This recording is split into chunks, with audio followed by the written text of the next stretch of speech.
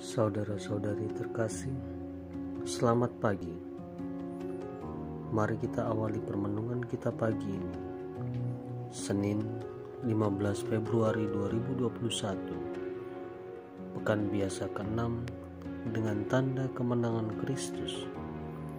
Dalam nama Bapa dan Putra dan Roh Kudus. Amin. Pada pagi ini kita akan mendengarkan renungan dari Pastor Cornelius Kulikeban MSC dengan tema menjadi terkutuk. Kejadian bab 4 ayat 1 sampai 15 dan ayat 25, dan Markus bab 8 ayat 11 sampai 13. Beberapa hari lalu kita telah mendengar bahwa dengan kejatuhan Adam dan Hawa ke dalam dosa, Tuhan mengutuk tanah. Hari ini, kutukan itu masih saja terjadi. Tuhan mengutuk Kain karena telah membunuh adiknya Habel. Tanah dikutuk, manusia pun dikutuk. Menakutkan. Tetapi satu hal yang masih menjadi harapan kita, yakni Tuhan masih melindungi kita, sebagaimana Dia melindungi Kain supaya tidak dibunuh oleh siapapun. Inilah kisah anak manusia yang karena dosa lalu kemudian melahirkan dosa pula. Hari ini kita diingatkan bahwa sumber dosa adalah iri hati. Kita didorong untuk menguasai iri hati itu agar tidak berbuah kejahatan atau dosa. Tuhan bersabda kepada Kain, "Jika engkau tidak berbuat baik, dosa sudah mengintip di depan pintu.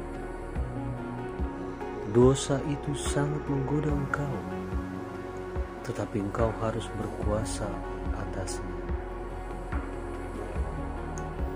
Iri hati itu nampak juga dalam diri orang Farisi yang meminta dari Yesus suatu tanda dari surga untuk membuktikan bahwa Dia adalah anak Allah, sabda yang menjadi manusia.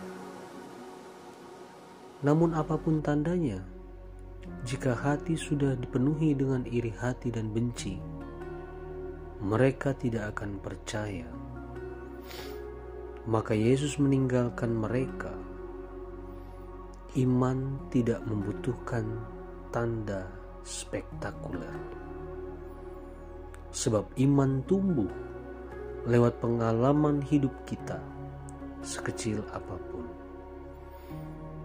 Karena Tuhan berkarya setiap saat demi keselamatan kita.